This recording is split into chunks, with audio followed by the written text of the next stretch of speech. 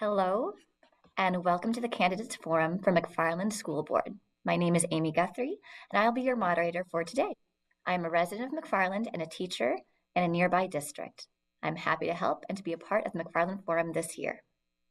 The candidates running for the 2 vacant seats on the school board are Megan Fessler, Tom Mooney, and Samantha Zylinga. The top 2 vote earners in the election will have a place on the school board. This forum provides an opportunity for candidates to further their campaign, answer audience questions, as well as help citizens make their choices for the spring election.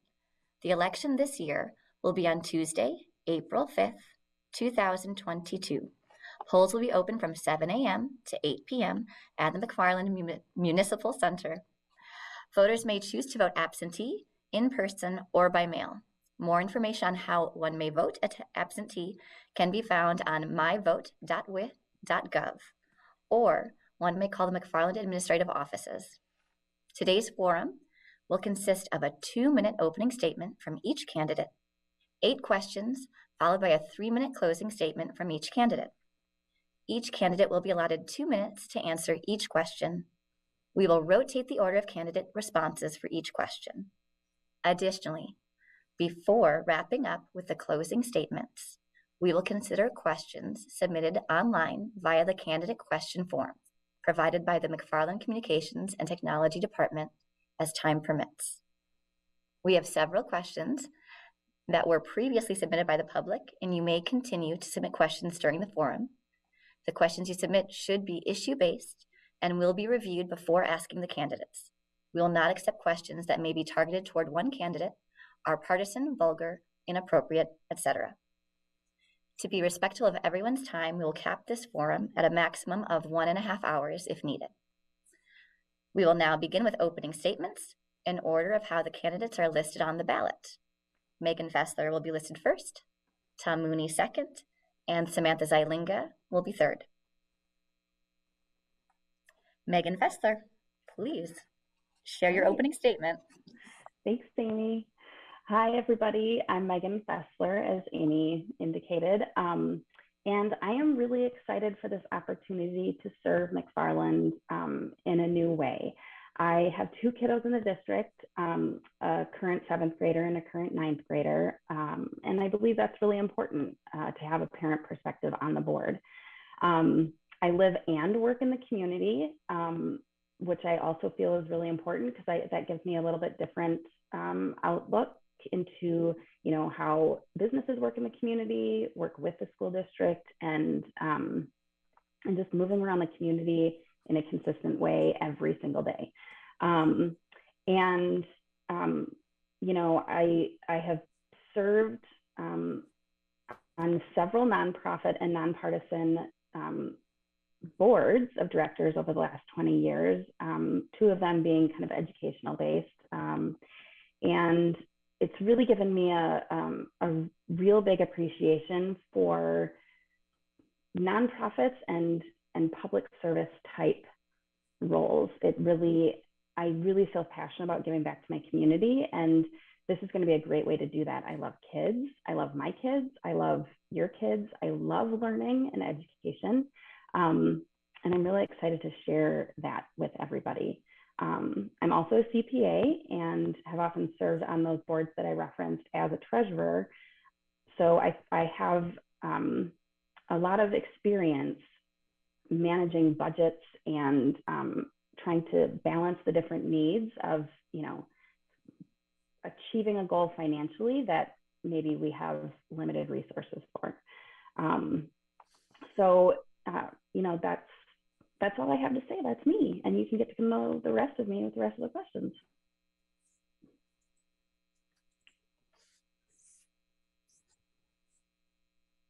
Thank you, Megan. And next is Tom Mooney. Good afternoon, everyone. I'm pleased to be running as a candidate for the McFarland School Board. Let me share a little about myself. I was born and raised in Madison, down by Tenney Park. I come from a family of 13. I am the 4th oldest out of 11 children. I grew up in a house with just 3 bedrooms, 1 bathroom, 1 car, 1 phone, which meant when I was in high school, I had to go down to the corner drugstore and use the phone booth to call friends and talk to others. But from a very young age, I learned to optimize my finances, optimize space, gain organizational skills, be good at time management, constantly problem solving, and I gained a strong work ethic. Following high school, I attended Madison College, UW-Whitewater, and UW-Madison. I started out my career as a speech language pathologist in the Janesville Public Schools for 13 years. And I served 27 years as principal here on the elementary campus. I'm married, and we have twins that went through the schools here and graduated from high school. The plan back then was to stay for 13 years while the kids did their school experience here. But we fell in love with the community, and 35 years later, we're still here. When I was working as a principal and new parents move into the community or choose which schools to go to, I always shared with them 3 assets that I found to be very true here of McFarland. It was a school staff, it was kids and parents, and it was the business community and the community at large. And those assets remain the same today. I'm running for school board to give back to the community, to bring a different perspective to the school board, to support the district's vision and mission, and to be actively engaged in the district's strategic plan. And I feel I have a lot to offer MSD. But the main reason why I'm running for school board is because I care deeply about the kids, families, teachers, and the village folks here. Thank you. Thank you, Tom. And next we have Samantha Zylinga. Hi, everyone. I'm Samantha, as Amy said. Let me talk a little bit about myself. I'm a McFarland graduate and parent to an elementary student. Prior to COVID, I was a paralegal, but like COVID did to a lot of us, it changed my life a lot. So I've taken a step back from the legal field to provide consistency for my child and explore other career options. Running for the board because over time I saw a need for a new and fresh perspective. I don't have any formal experience in education, and I view that as something that could be a positive thing because like a lot of people in the district, I don't have that experience. So I'm looking at things from a different lens than other people would. And I think that I'd be able to look at it in the way that many members of the community were, and to ask questions that some people might not ask, or some things that we're not aware of that other people view as common knowledge that we might need explained to us. My main goal as a school board member would be to improve communication within the district. I feel proper communication can solve most problems and achieve most goals. I feel that lack of communication is the source of most frustrations that happen, that once you sit down with them and you have a conversation, everything ends up being like smoothed over. I'm pretty outspoken and I'm not afraid to ask tough questions or have conversations about difficult topics. And I hope to be approachable and trustworthy where people feel comfortable reaching out to me with any ideas, questions, or concerns that they might have. Thanks. Thank you, Samantha. All right, that wraps up our opening statements, and I will read the first question. The order for answering this first question will be Tom, Samantha, and then Megan. What is a school board member's role and responsibility? How does that role differ from the role of the superintendent or administration? And Tom, you have the floor. Thanks. Yes, the role of the school board really has not evolved much over the years. The roles are dictated by the state of Wisconsin. And the roles specifically are, in practice, and we're primarily a policy-making body, including developing, maintaining, and revising policies when it's needed, adopting policies, and communicating those policies to the community. And by the way, the whole policy manual is available online for anyone to take a look at. There are 10 policy categories, including bylaws, administration, programs, professional development, support staff, finances, property operations, and relations. We have around 360 plus individual policies in our district. The board oversees the annual budget for approval, and the superintendent reports directly to the board. Other responsibilities or duties that that the board is responsible for include holding board meetings and holding all board members accountable to make sure that the district vision and mission is met, demonstrating a moral and ethical responsibility to guide the district, participating in ongoing professional development as a member of the school board, similar to what teachers and administrators go through. We are engaged as a collaborative partner with the other 4 members on the school board. We have to work together. We provide the very best education for all students, early childhood through grade 12. And basically, the school board establishes what the policies are. The superintendent establishes how those same policies will be implemented. The role of the superintendent for administration, again, the superintendent reports directly to the school board. He carries out school board policies that focus on policy and contract administration, educational programs, the fiscal management of the district, equity, operations, community relations, school board relations, and professional development. Thanks. Thank you so much, Tom. And next we will hear from Samantha. Hi. So as far as how school boards function, like Tom said, there's a lot of legal aspects to it and what their actual legal job is as an elected body. In McFarland, the board has really just acted in the final say in most things recently from my perspective. The superintendent and administration do to the day-to-day and present to the board. And sometimes it seems from like an outsider perspective that the superintendent and the administration have a very active role in developing the policies with the school board, and then the school board just kind of signs off on it. So that's what I have seen. Each board member seems to have their own style of how they use their seat. Personally, I would be a board member who would ask a lot of questions to the superintendent and administration, and if I see a need be, challenge them or like on their decision. I think board members are in a unique position compared to the superintendent and administration simply because they are elected and they are not hired. So when it comes to your job, that's a big difference. Like as board members, we have to answer directly to the community, and then the community decides like if we have the job or not. Whereas like the principal and superintendent, they do answer to the community, but that community member can't make a petition to recall them from their job. So I think that gives us, it's a good thing, gives us more freedom to express our personal opinion rather than hired employees do. And I also think it comes with more responsibility because board members have the responsibility to explain to the community things in a different way than hired employees can or have the responsibility to do so.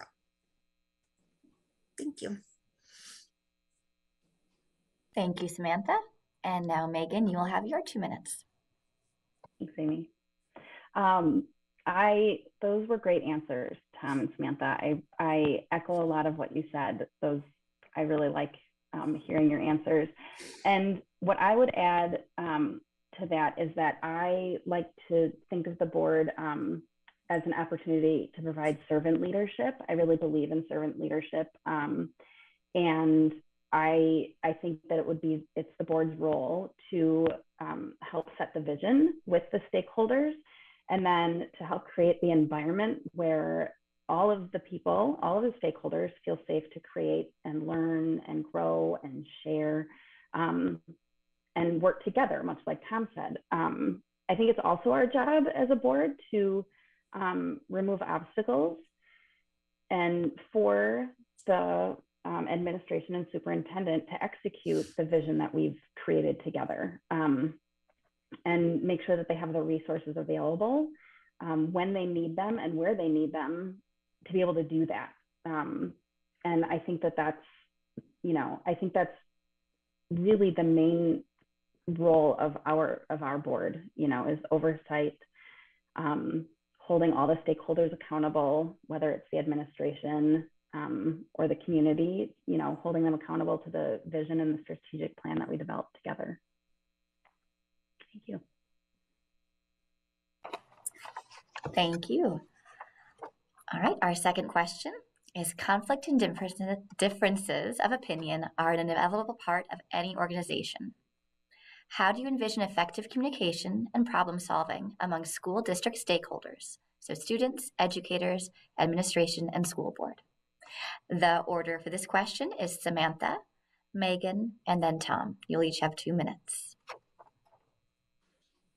I love this question. You're probably going to hear me use the word communication like with every question throughout the form. I'm a big communicator. As a paralegal, that was like clearly, concisely, complete. Anybody should be able to take this and understand exactly what's going on. So that is something I'm definitely interested in. As I said before, I think you can't solve any problem without proper communication. Unfortunately, in many of my conversations with like students, staff, and community members recently, most don't feel the communication was sufficient. Some people have been flat out ignored. I've heard of teachers being denied meetings on issues, and that is not going to solve any conflict when you just won't talk to anybody about it.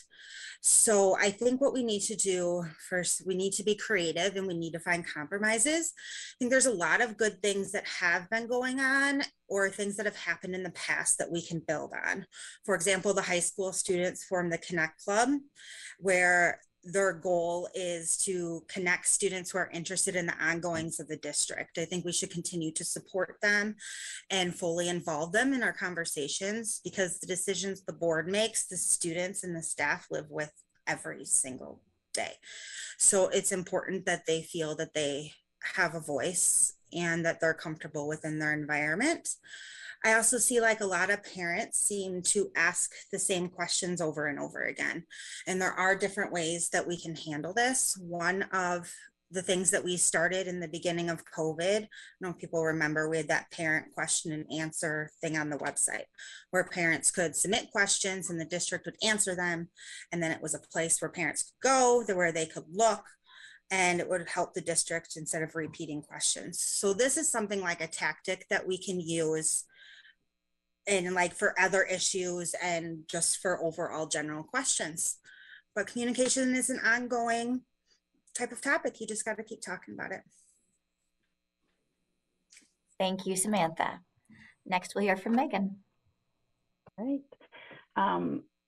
Again, I totally agree with Samantha. There's communication is really, really important. I think in our current time, post-pandemic, and even politically, we are in such a divisive state. So many people have very, very strong feelings about lots of things. And I think communication is number one, how you solve those issues.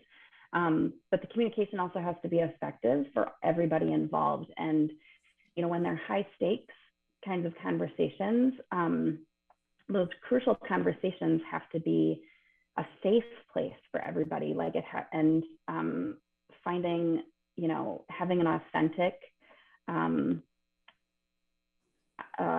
opportunity to seek to understand where other people come from, and then coming to the compromise or to whatever resolution, even if it's still to disagree, but now maybe you understand where each other's coming from. I think having those crucial conversations is going to be a really important skill for all of us to have as we move forward post-pandemic and figuring out, you know, how our schools are going to work with dealing with the mental health issues that are arising from the pandemic and all the other issues that we're facing right now.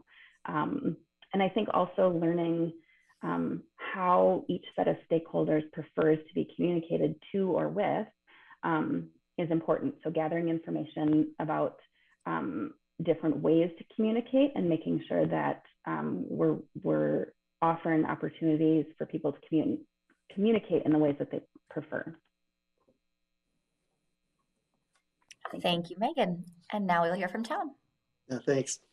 Yeah, effective communication and problem solving really requires that active listening piece, the patience, understanding, the empathy, and looking through the lens of the other person. And I think what the district experienced this past year and a half, especially at board meetings and outside in the community when it came to the issues of mask mandates and other health protocols. I have experience communicating, problem solving with students, educators, administration, and the school board in the past. However, when communicating during difficult times, oftentimes there's stress, there's out of control emotion, there's a lack of focus, there's inconsistent body language, all of which really impact what is said and what is heard because of how it's said. It's important in effective problem solving, again, to define that real problem. What is the real problem here? To analyze the problem, weigh the different options, create a lot of different options, implement the best possible solution, and then to monitor the progress. I like to use a framework when I'm communicating and problem solving, and it's Stephen Covey's 7 Habits of Highly Effective People, particularly the elements of being proactive. Again, our behavior is a function of our decisions, and being proactive is being able to anticipate what it is that's going to be needed. Beginning with end in mind, understand what the destination or the outcome is or perceived to be by the different stakeholders. Third, think win-win. It's not either my way or your way. It's the best way. So coming together and talking about it. Seek first to understand, then to be understood. Again, listen first, then speak. Synergize. The whole is greater than the sum of all its parts. And we know personally and professionally, we have a lot of parts, a lot of good parts here in the school district, in the community. If we can bring them together, we'll be much further ahead. Effective communication, problem solving, again, is a challenge, but the results can make stakeholders stronger and better to the benefits of kids and all of us. The process of communication problem solving appears to be really straightforward. It's the application of those principles that are most difficult. Thanks. Thank you so much, Tom. All right, our next question is, what are 2 or 3 strengths of which our district can be proud? Why do you see these as strengths? And the order will be Megan, Samantha, and Tom. You have 2 minutes each. Thank you. Tom listed many of them already in his opening statement. And, our community support and the partnerships outside of the school specifically is a huge support or strength of our community. We are a very connected community, and we have a lot of people who consistently support us, and whether it's financially or sponsoring different groups or sponsoring fundraising and helping, extracurriculars and things like that. Like, the community wants to support these schools so much, and that is a huge strength. If you don't have community support, it's going to be really hard to achieve some of the synergistic goals that our school district might want to achieve. To that same end, we have very engaged and available parents. That's part of our privilege. We have a community where there are a lot of parents who are able to participate in their children's education in a way that other communities don't have. And I remember I volunteered in my son's first grade class at Glendale. He went to Glendale Elementary for first grade before we moved into the McFarland district. And I was in there, and the teacher, who had been there for 30 years, said that I was the first parent volunteer in 20 years in the classroom. And it was just, and then moving to McFarland and realizing that many teachers have an overwhelming availability of parents to volunteer was such a shock. Like, we have such an involved parent community, and that can really be a strength. And then lastly, I'm not going to have time to do it justice, but our educators choose to live here. They choose to raise their families here. And we have amazing teachers that our children adore. Thank you.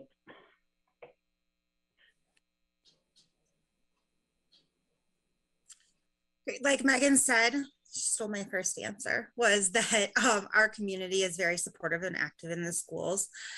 I'm trying to think, but as far as I know, at least it was an adult, there's never been like a referendum that McFarland hasn't improved, and it's usually voted on, like approved by like a large majority of the voters, not close. And if you look at surrounding communities, that doesn't always happen. Like I know there's things in like Sun Prairie and Middleton and Verone where they have to fight really hard for the referendums to be approved. In McFarland, it's like 60 to like up to 80%. Sometimes we just approve them.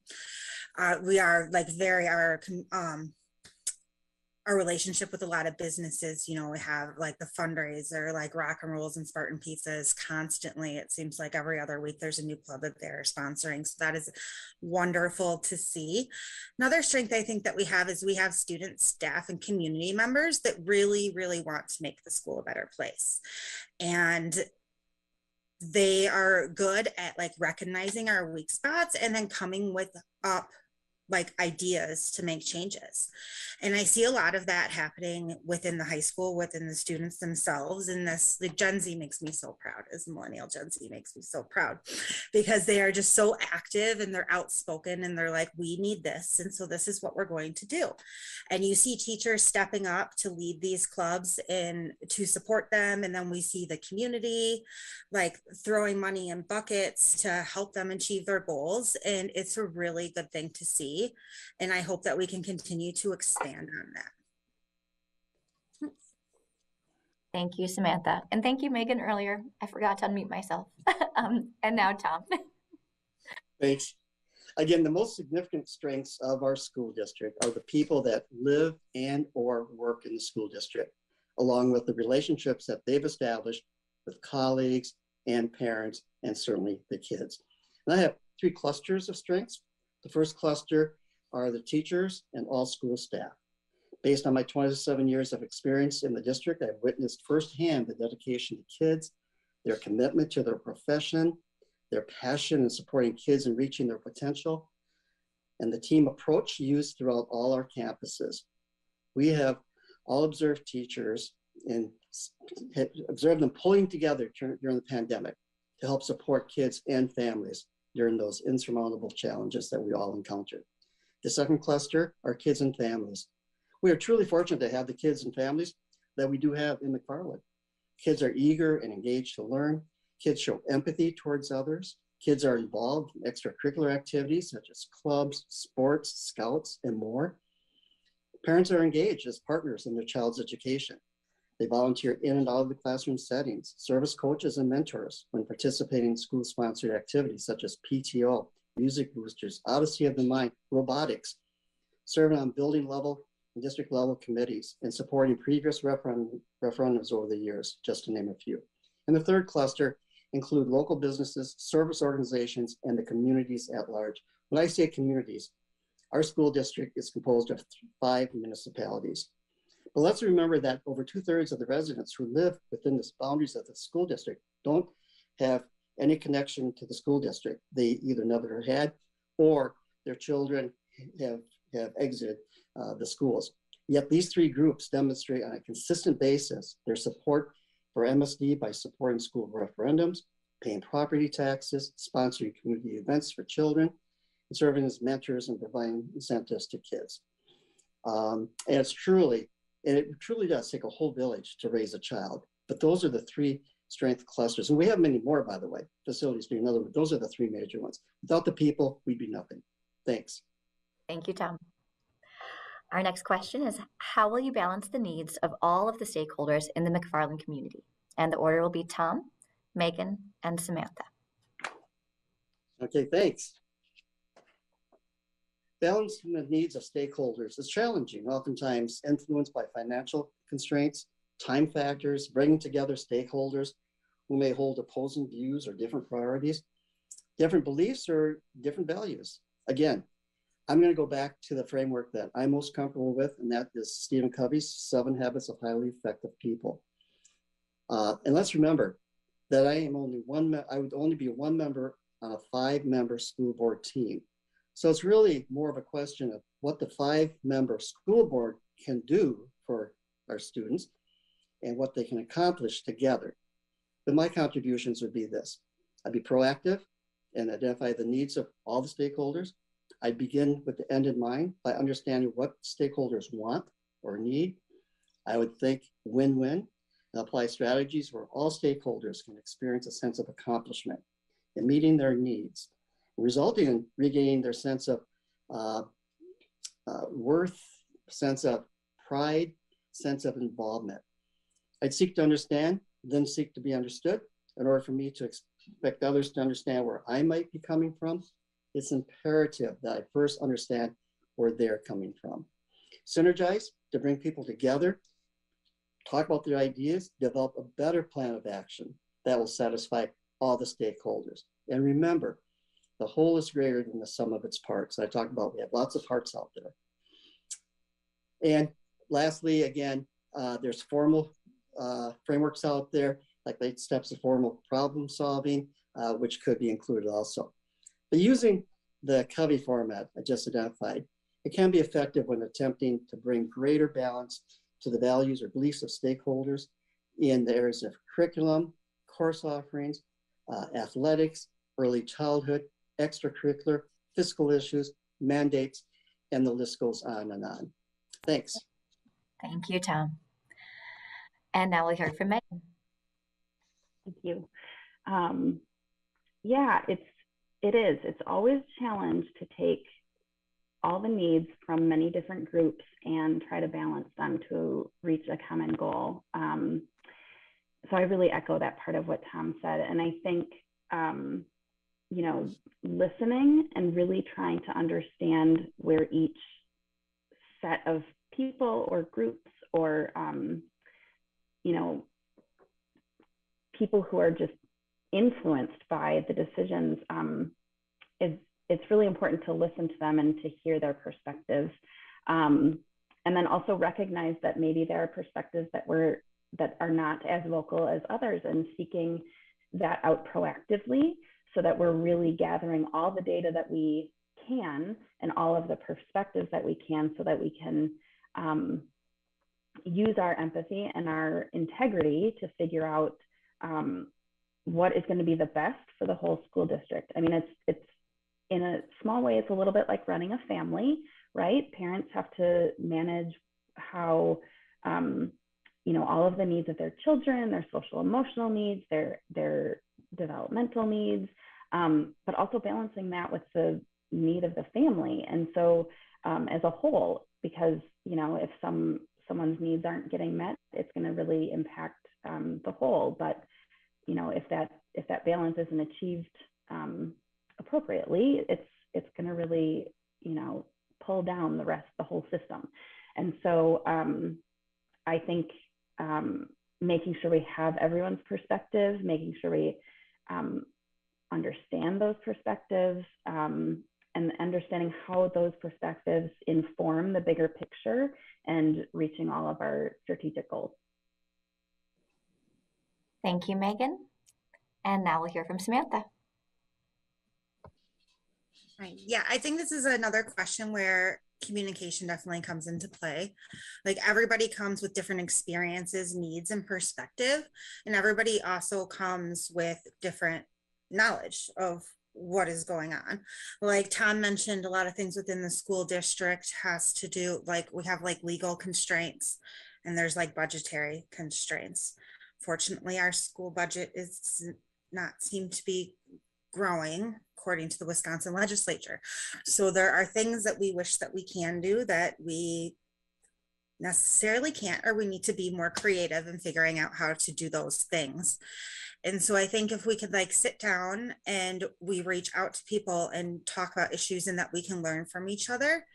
And when we learn from each other, you might start to like change your own perspective and be like, oh, I never thought about it that way before. Or, oh, I didn't know that this law exists, because sometimes you don't.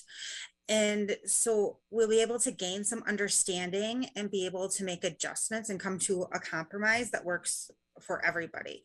And that might mean that not everybody is super, super happy, but it might mean that it's the decision made is something that everybody can live with for the time being, and that we can come back to the conversation at a different date when we can expand some more. Thanks. Thank you, Samantha.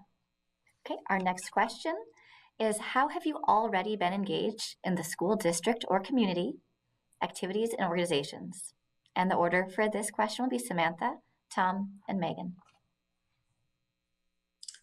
Great. So this turns out to be come out like a pretty personal question for me. My child is only 7 and he is autistic. So admittedly, the first like 5 years of his life, I was very family and self-focused because he required a lot of support and a lot of therapies. And as a single mother, I can only do so much before I get burnt out myself. And so giving him my best was always my priority. In the past couple of years since he's grown up, and therapies do work. So we now have a lot more support and a lot more routine figured out, that I have been able to expand into some of my personal interests, which are like volunteering and doing things within the community. I also think the fact that for a while I was really self-focused can be an asset to parents within our district that are going through the same thing. So I'm very familiar with the IEP process. I'm very familiar for them announcing an activity and my child doesn't fit into that activity. So who do you call? What do you do? How do you make this work for your family? So I can look at that from that perspective that other people might not be able to look at it for. And I could also be someone that people could approach when they have those issues and questions.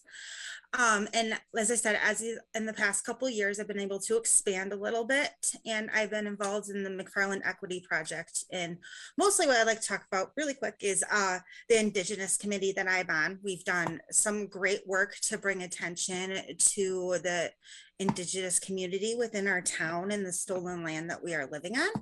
We're currently working within the schools to provide more education and advocating with the village government to take better care of the effigy mounds that we are privileged to have in our village. Thanks. Thank you, Samantha. And Tom. Okay, thanks. My school engagement here in McFarland has been, I served as principal at the primary campus here for 27 years. I've hired some of the most highly qualified and effective educators in our state. And I think that reflects on our reputation that we are a very good school district. It's because of the teachers. They're the ones that are in front of the kids daily. Served on the McFarland School Board for 3 years previously, with assigned to different committees. Equally important, though, is my experience and understanding of the curriculum and instruction, teacher evaluation, student assessment, interviewing and hiring solid school staff, engagement directly supporting students, school staff, administrative staff, and the school board, ongoing communication with families, student discipline, school board policies, countless district practices, many of the attributes that go on within the school setting. Most recently, I participated in the district's interview as a community member to secure the new superintendent. My community or organization engagement includes being on the Optimist Club here in McFarland with a focus on supporting the youth here in McFarland for over 30 years. Being a member of the McFarland Lions Club with a focus on service to the community and supporting kids. Served as a trustee on the village board with committee assignments on the committees of public safety, public works, volunteer, finance committee, to name a few. I participated in the race relation circles sponsored by Madison a while ago. I participated in the Citizens Police Academy here in town. I'm a member of the RADAR group here in McFarland, which stands for Relevant Alcohol and Drug Awareness Resources. I serve as an alternate crossing guard at this time.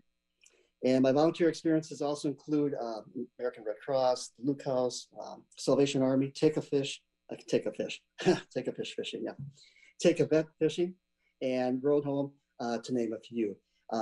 So I was actually involved with many of those things. And thank you, Tom. Oh, thank you.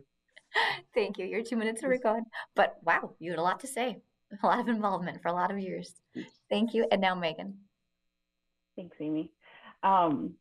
So I have lived in the McFarland School District for 8 years and been part of the wider McFarland community for 17 years. It's kind of amazing because at 17 years, I think that's the least amount of the 3 candidates here. So that's pretty, like, there's a lot of historical knowledge. That's wonderful. Like I mentioned before, I have 2 kids in the district schools. So I'm seeing the schools almost every day. I'm in the schools, you know, a couple times a week. I have volunteered in both my children's classrooms before. So I've been able to observe how the schools work on a daily, you know, on a day-to-day basis, often working with students and then observing how the students work with the educators in the classroom. I have also been working with the McFarland Equity Project. I work with the Support Backbone team and helping to encourage more equity movement in our community ever since George Floyd's murder. And that has been a really great space to connect with people all over the community. I think sometimes in our community, it can be, as a parent, it can be a challenge to connect with people outside of your kids' school grades.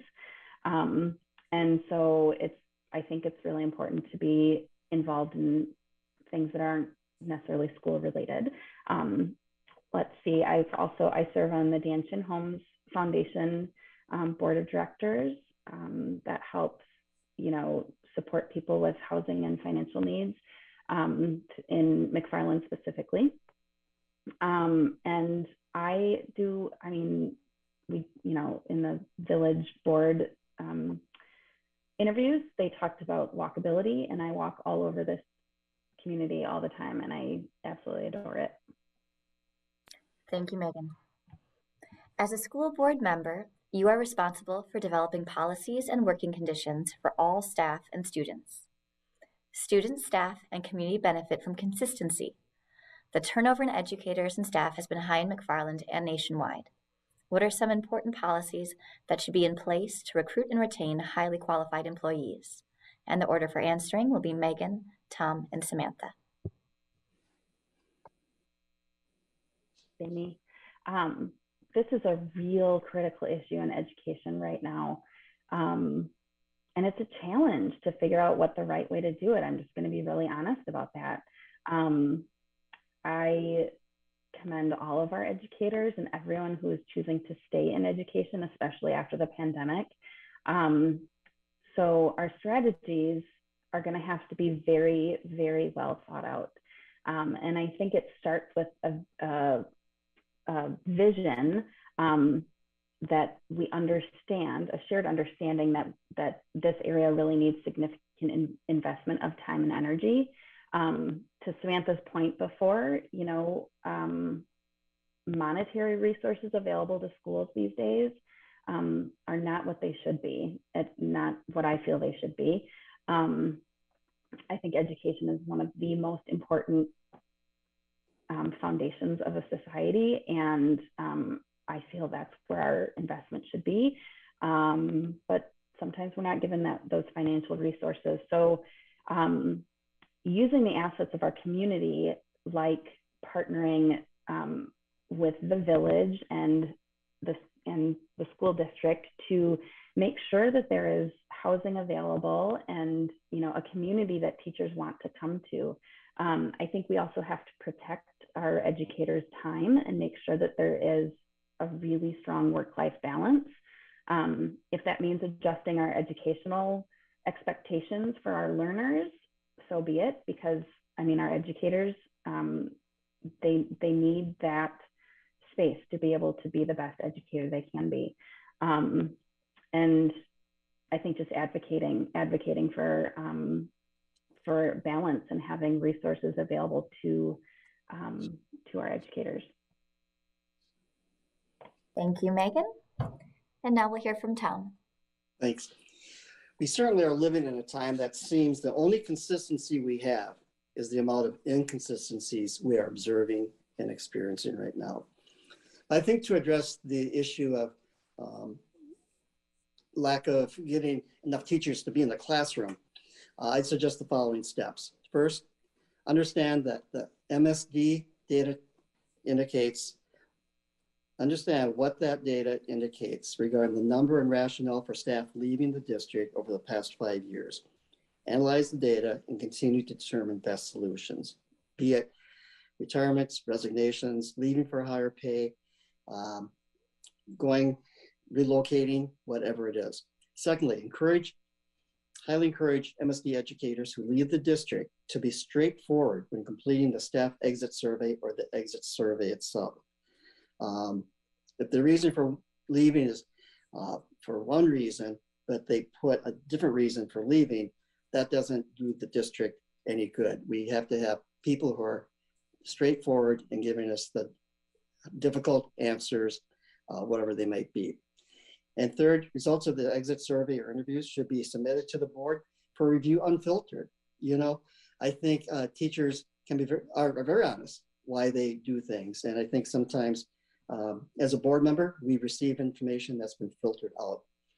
And last, develop an action plan that reflects all data obtained from the exit interviews for the purpose of addressing the staff retention and staff recruitment. Now, this is the important part. Research shows that the following strategies are very effective for staff retention and staff recruitment, and yet there's minimal impact on the budget. First, treat and respect teachers and support staff as professionals. The district office should return to more site-based management and empower staff to participate in authentic site-based decision-making, provide administrative and peer support when needed, optimize instructional time and decrease non-instructional time for teachers and regain the loss of planning time, teacher and support staff responsibilities. Oh, sorry about that. That is okay. Thank you, Tom. Yeah. I hope you were able to submit all of your answers in writing somewhere as well that people can. Yes, I did. Perfect. And Samantha. Yes. I think this is one of, obviously, again, I'm going to say it, communication. But as far as when people talk about schools and in general, in the community and nationally, the conversation always ends up being about the students, which is an extremely important part. But we also need to remember that this is someone's workplace, right? So you have to want people to work there. And we all love passionate teachers, the teachers who love their students and who love the topics that they teach and they truly enjoy their job. But passion only lasts so long when you don't feel properly compensated or valued. And I am not a teacher. I've never been a teacher. So I'm not afraid to say when I don't know the answers to something. So I can't just sit here and say, we need to do this to keep and retain teachers. I think that having conversations and being very active within our schools with the teachers and actually, I don't want to say just like do everything they want, because everything has to be a conversation and there's limits, but really actually fully engage. I know recently there was a lot of discussions and controversy over the school calendar. So that is something, again, that we can approach. I also think it's important to remember that these issues aren't something that we as a board or as a community could just fix ourselves. As Megan and I talked about, there's a lot of financial constraints. I believe teachers should be paid a lot more than they should be paid.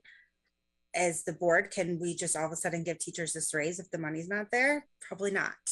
So we need to look at how these issues are controlled, and they're controlled by state policy. So this is an opportunity to step outside of our community and advocate to our legislature for what our district needs. And we should also support teachers that want to advocate to the legislature and make sure that they have the time to attend things and don't receive any backlash for what they might go speak about to the legislature. Thank you, Samantha.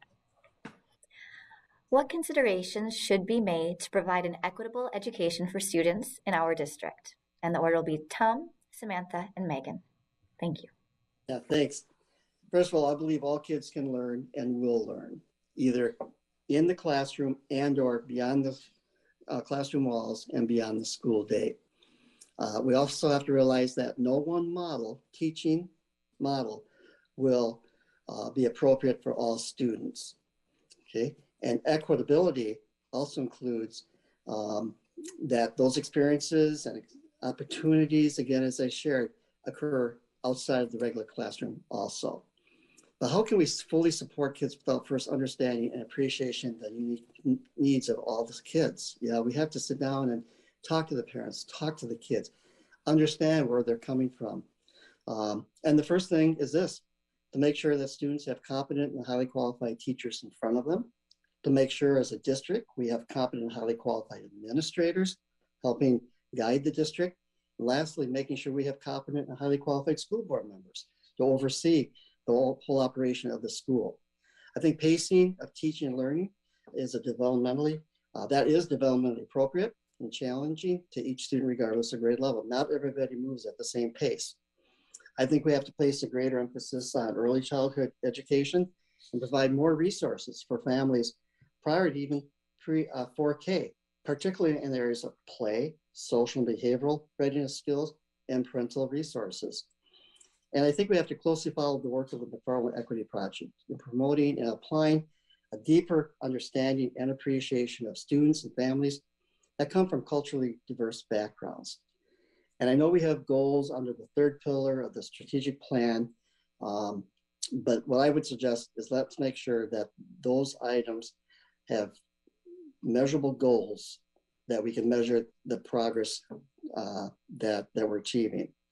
And lastly, let's revisit the district's policy on the waiver for school fees to ensure that students and families have equal access to that information and equal access to athletics, extracurricular, other school-sponsored opportunities which occur, again, both within the school and beyond the school hours. Thank you, Tom. And Samantha. Every student should be able to access education in a way works for them. And every conversation about equity must begin with conversations with those directly impacted, and their voices must be the center of conversation. So as topics change, we have different communities that we need to pay attention to. So for example, I'm a white woman. My voice should not be the center of a conversation about how to make Black children feel more involved in the school. My responsibility should be to amplify the voices of the Black community and to learn from them. But if we're talking about gender discrimination, that is something that I am more qualified to weigh in on. When it comes to issues with my son and him being autistic, I personally reach out to autistic adults and to hear their perspective to understand how the process works. And so I think that's what we need to do, again, with the communication and fostering conversations. And I see a lot of good things happening within our community and our school with that, and we need to continue. We also need to set clear goals and standards and assure accountability. So it's one thing to say that we are equitable or aim to be equitable, but we need action as well. And when something is pointed out that isn't equitable, what steps are we going to change to make it equitable? And we need to make sure that we respond like swiftly, and we look at everything from different angles and we question ourselves. Is this culturally responsive? Is this accessible in multiple ways? And we need to continue to revisit our policies and procedures frequently because life is ever changing and everybody is learning more. And there's always new resources and information available at our disposal. Thank you, Samantha. And now Megan. Yes, equity is obviously a passion of mine. The more I learn about my own privilege and the experiences of others, I realize that we have so much to learn about all the systems that we have in place in our society, and education being one of them, obviously. And so I really, for me, a lot, I'm an accountant, so I really like data, and I think that we need a lot more data to help inform our decisions around equity. Gathering information through surveys or listening sessions, doing that active listening that Tom referenced before, to determine how all of our stakeholders feel. If they're feeling like that there's equitable access, and then especially the families in the community.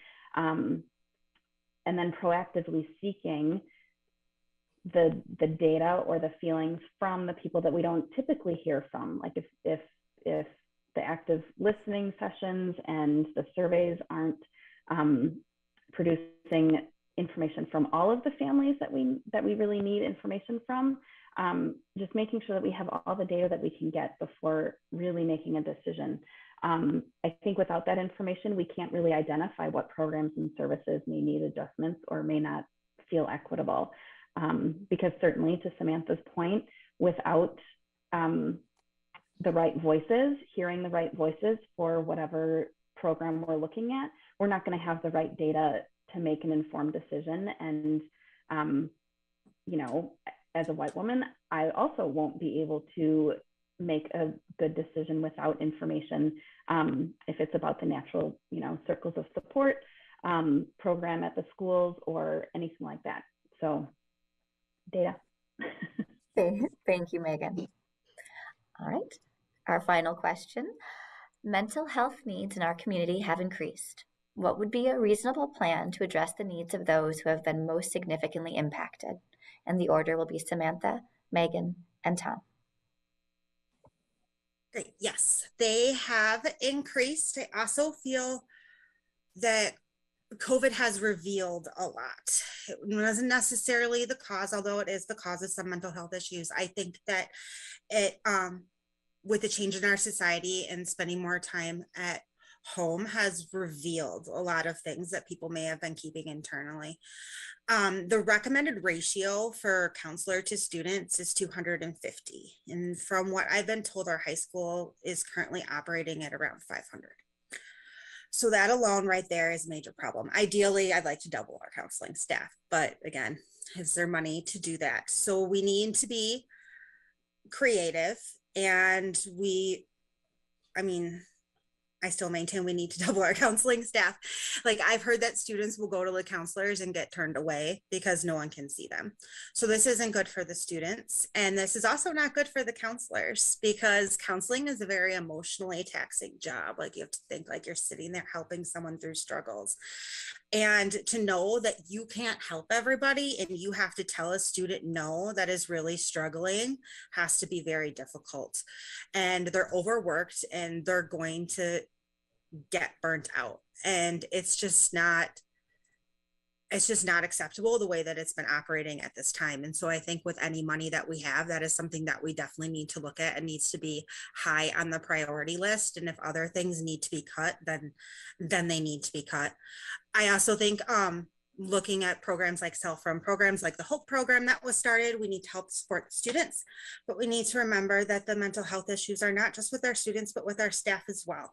And this intersects with retention of staff. So I feel that if we can work with them and figure out how they can feel more appreciated and comfortable in their jobs, that might help them with their own personal lives.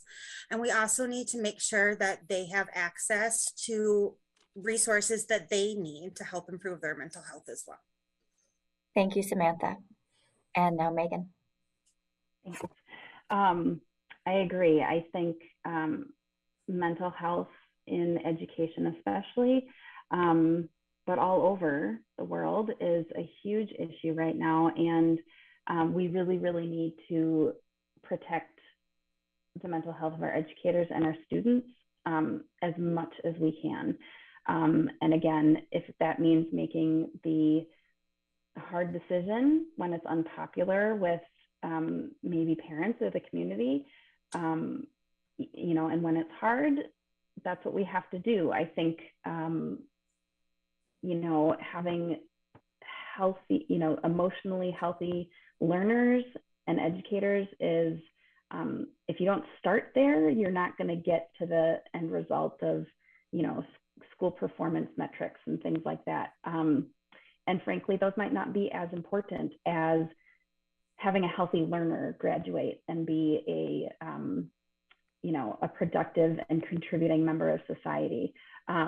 So I think, you know, protecting that prep time for teachers, creative partnerships with mental health services and resources, like figuring out how to make it easy for kids and teachers to get access to the services they need, and that it's ongoing, you know, in addition to any crisis services that we might need. I mean, mental health support is really, really important. So. Thank you, Megan. And now Tom. Okay, thanks. Well, to date, the district has hired additional staff, developed a stronger partnership with community mental health services, provided new professional development to staff, and has applied for grants to help fund mental health support with students. The question is it enough? We don't know if it's enough because it's really too early to tell. The one thing that I do know is that hiring more staff will help, but there might be other strategies out there also. Go in and visit a classroom. You have 20 to maybe 30 students in there. What teachers are required to do is fulfill many roles, including that mental health role now with students. I think if we could lower class sizes, kindergarten through 12th grade, we'd be able to have teachers and students have stronger relationships, and those strong relationships can help everyone's physical and mental health. My impression of MSD is that they observed an increase in the number of students requiring mental health services even prior to the pandemic. The pandemic only exacerbated that number of students who now require the emotional, social, behavioral support. The district has received $419,000 as part of the elementary and secondary school emergency relief, or called the ESSER 3 fund. And the purpose of the ESSER 3 funds is to address the impact that COVID-19 had on elementary and secondary schools. Again, the district also received a $1 million community impact grant to support the social and emotional health of K-12 African-American students back in 2020, which really goes a long way towards that endeavor. But again, we're receiving additional funds. As a board, we have to make sure that those funds are being allocated to the appropriate staff, students, and that there is a return on that, specifically improved health. Thanks. Thank you, Tom. And I know I just said that was our last question, but we did have one submitted question from the community website. So here we go. As a school board member or as a community member, would you be willing to advocate at the State Joint Finance Committee as a representative, and what would be your big ask for requesting more financial resources? And the order for answering this question will be Megan, Tom, and Samantha. Would you like me to repeat the question? Yes, Sure. please. Okay. So as a school board member or as a community member, would you be willing to advocate at the State Joint Finance Committee as a representative? And what would be your big ask for requesting more financial resources? Yeah, thanks. That's a really good question. So to answer the first part, yes, as a board member, absolutely, I would be willing to advocate and go to that level to get resources for education in general, and then also for our own district. And my big ask, I can't give really, big details about that, but it would be financial resources. I mean, I think with financial resources, we can work creatively to get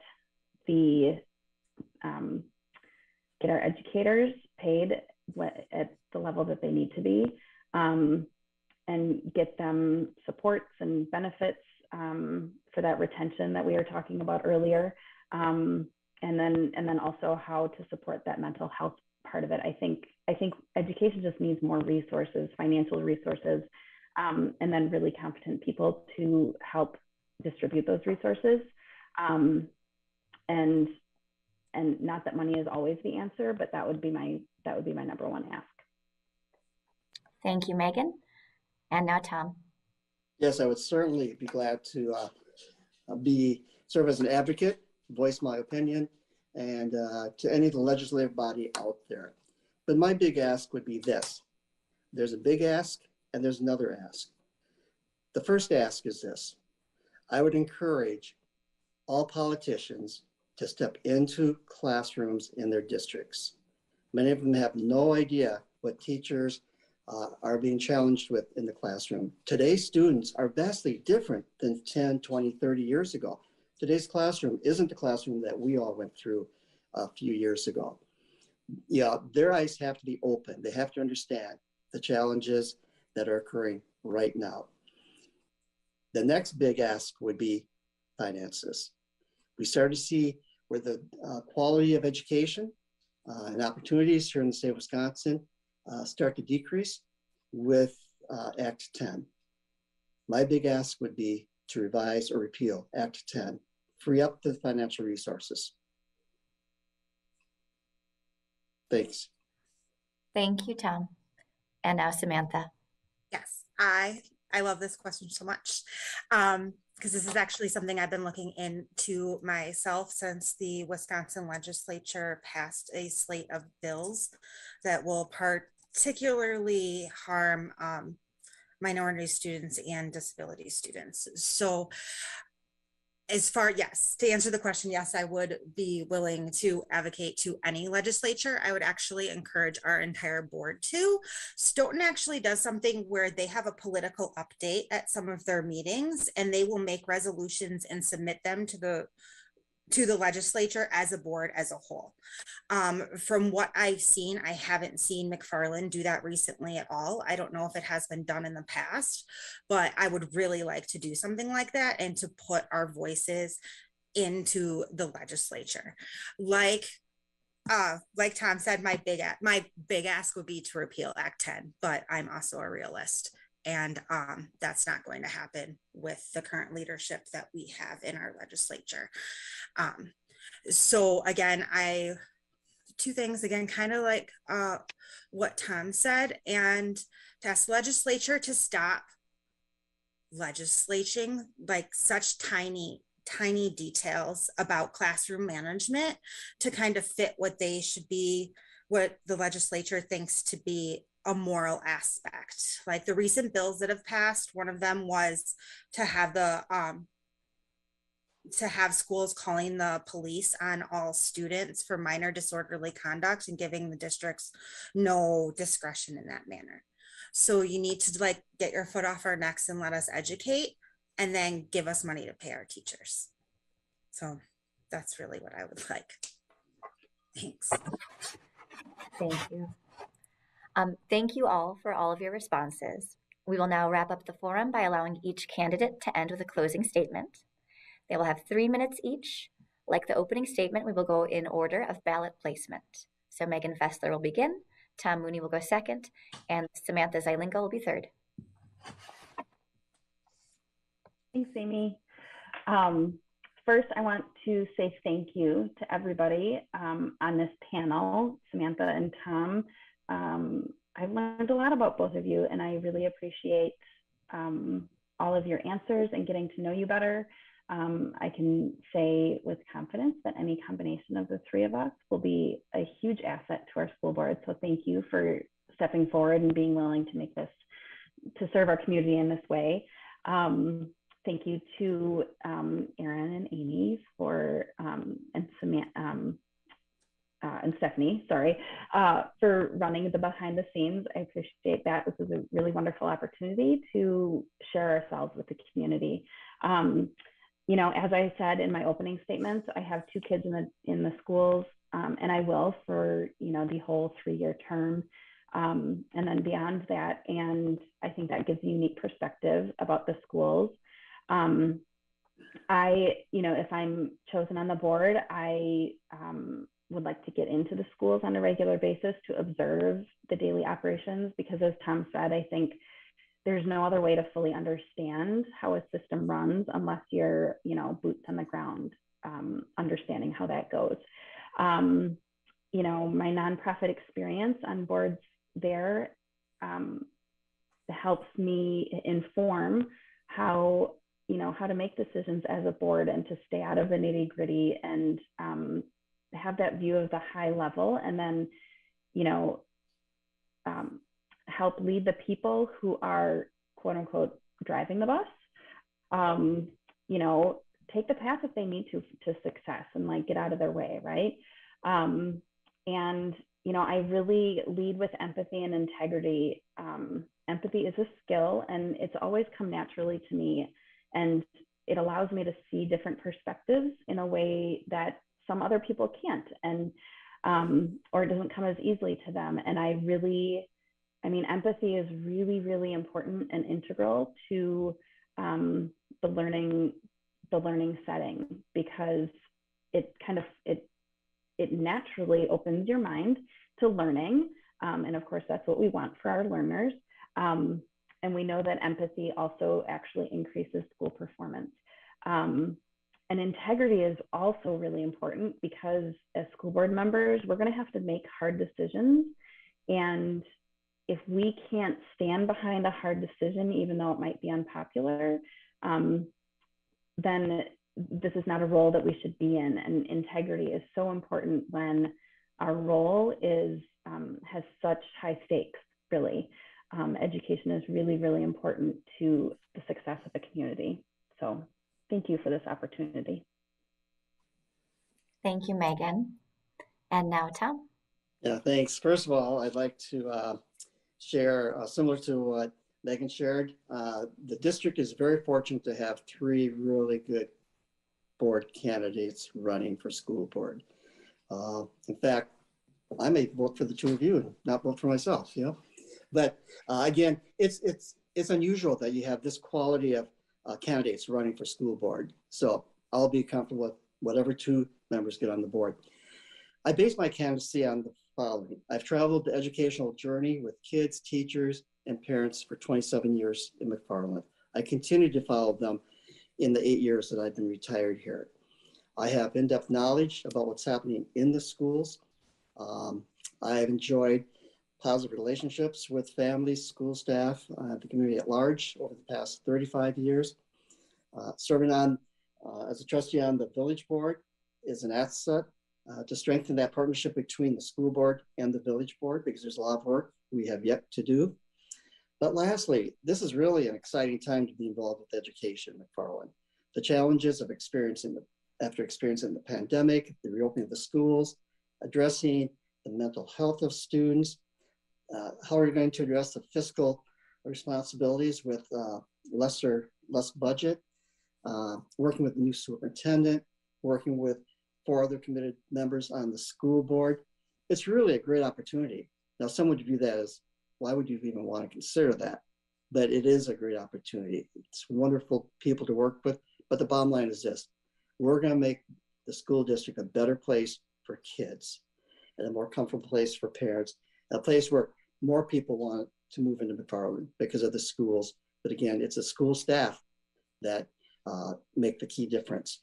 And as I conclude, I just want to share with everybody, I'll be holding a meet and greet listening session next Saturday at the library from 10 to 12 in the community room.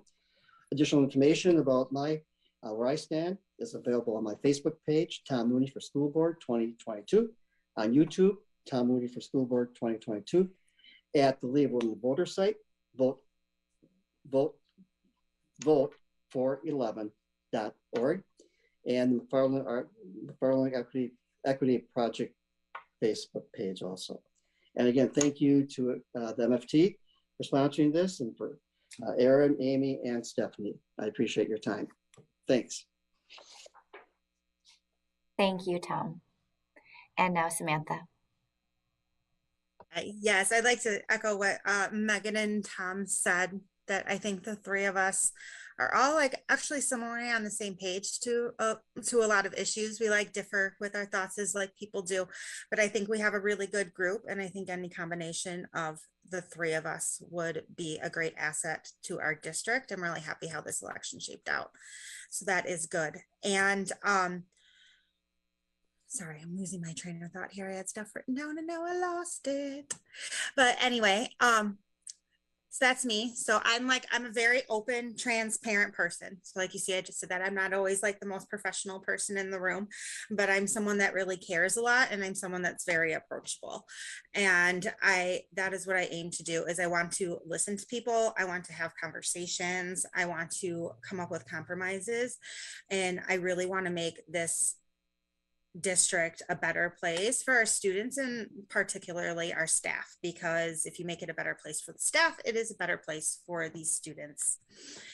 And if you would like to ask me any other questions, and you can reach out to me on my Facebook page, Samantha Zylinga for McFarland School Board, and I will be happy to answer your questions. And that's all I have. Thank you. Thank you, Samantha. Thank you, candidates. And thank you to everyone for attending today via live stream. Please remember, the spring election is April 5th, 7 a.m. to 8 p.m., or you may begin to vote absentee as you receive your ballot. Visit myvote.wi.gov, the village website, or call the village administrative offices for more information. Stay healthy and have a great day. Thanks.